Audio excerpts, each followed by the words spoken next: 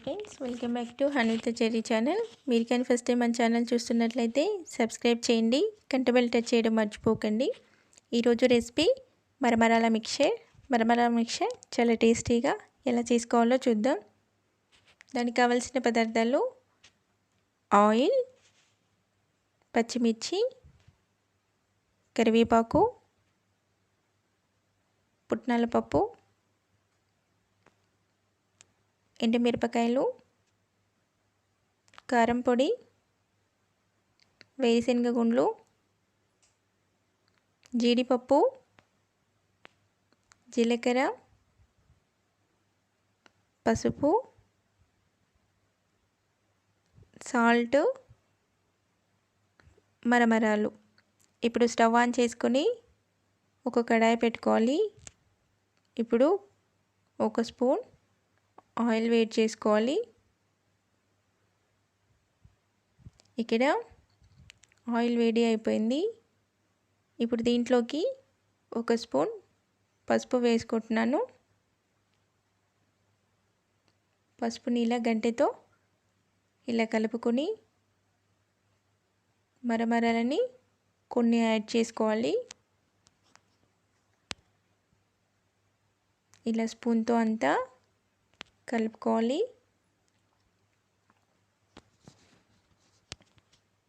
ఇలా కలుపుతూ ఉంటే మరమరాల కలర్ చేంజ్ అవుతూ ఉంటుంది. మరమరాలని కొన్ని వేసుకొని ఫ్రై చేసుకోవాలి, ఒకేసారి వేయకుండా. ఇక్కడ చూడండి, ఇలా ప్రెస్ చేస్తే మెత్తగా ఉండిపోయింది. ఇవి ఇంకా ఫ్రై అవ్వలేదు. వీటిని ఇంకొక 5 నిమిషాలు ఫ్రై చేసుకోవాలి. ఇలా కలుపుతూ ఫ్రై చేసుకోవాలి, వదిలేయకూడదు. కలర్ చేంజ్ అయిపోయింది కదా, ఫ్రై అయిపోయాయి ఇవి. చూడండి, ఇలా ప్రెస్ చేస్తే మెత్తగా పౌడర్ లాగా రావాలి. ఇప్పుడు ఇవి ఫ్రై అయిపోయాయి. ఇప్పుడు వీటిని ఒక గిన్నెలోకి తీసుకుందాం. ఇలాగే మిగిలిన మరమరాలన్నీ ఫ్రై చేసుకోవాలి. ఇప్పుడు దీంట్లోకి మిక్చర్ రెడీ చేసుకుందాం. అదే ప్యాన్లో 2 టేబుల్ స్పూన్ల ఆయిల్ వేసుకొని, ఆయిల్ వేడి అయ్యాక ఒక స్పూన్ జీలకర్ర యాడ్ చేశాను. జీలకర్ర ఫ్రై అవుతూ ఉన్నప్పుడు సన్నగా కట్ చేసి పెట్టుకున్న పచ్చిమిర్చిని ఒక స్మాల్ కప్ తీసుకున్నాను నేను. వాటిని కూడా ఫ్రై చేసుకోవాలి. ఇవి ఇలా ఫ్రై అవుతూ ఉన్నప్పుడు కరివేపాకు యాడ్ చేశాను.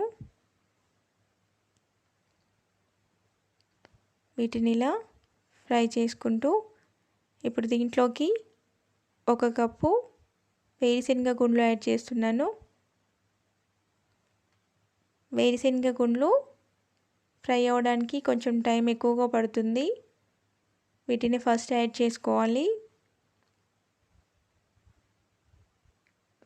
ఇలా వీటిని ఫ్రై చేసుకుంటూ ఇప్పుడు దీంట్లోకి ఒక కప్పు పుట్నాల పప్పు వేసుకున్నాను.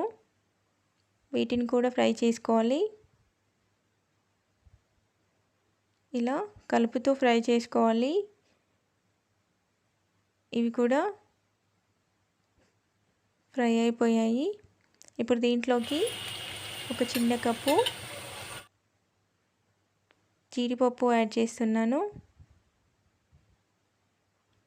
జీడిపప్పు ఫ్రై అవ్వడానికి 2 నిమిషాలు సరిపోతుంది, త్వరగా ఫ్రై అయిపోతాయి. ఒక 2 నిమిషాలు ఫ్రై చేసుకొని దీంట్లోకి ఒక 4 ఎండుమిరపకాయలు యాడ్ చేశాను. ఎండుమిరపకాయలు వేసుకొని ఒకసారి ఇలా ఫ్రై చేసుకోవాలి. ఇప్పుడు దీంట్లోకి ఒక స్పూన్ పసుపు వేసుకొని ఇలా అంతా గంటితో అంతా ఇలా కలుపుకోవాలి. ఇప్పుడు చిల్లీ పౌడర్ యాడ్ చేస్తున్నాను. ఇక నేను స్మాల్ స్పూన్ తీసుకున్నాను. మీరు ఒక స్పూన్తో 2 స్పూన్లు వేసుకోండి. పెద్ద స్పూన్తో ఒక స్పూన్ సాల్ట్ సరిపోతుంది. ఇప్పుడు దీన్ని మళ్ళీ గంటెతో ఇలా కలుపుకోవాలి. ఇలా అంతా కలుపుకొని ఒక 2 నిమిషాలు ఫ్రై చేసుకోండి. రెడీ అయిపోయింది. ఇప్పుడు ముందే ఫ్రై చేసి పెట్టుకున్న మరమరాల్లోకి ఈ మిక్చర్ అంతా వేసుకొని ఇలా కలుపుకోవాలి. రెడీ అయిపోయాయి.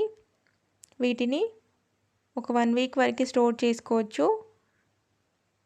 ఇవి చాలా టేస్టీగా ఉంటాయి. పిల్లలు కూడా బాగా తింటారు. మధ్య మధ్యలో పప్పులన్నీ తగులుతూ ఉంటే చాలా రుచిగా ఉంటాయి. మీకు నచ్చితే లైక్ చేయండి, షేర్ చేయండి, సబ్స్క్రైబ్ చేయడం మర్చిపోకండి. Thank you. Wait for another video.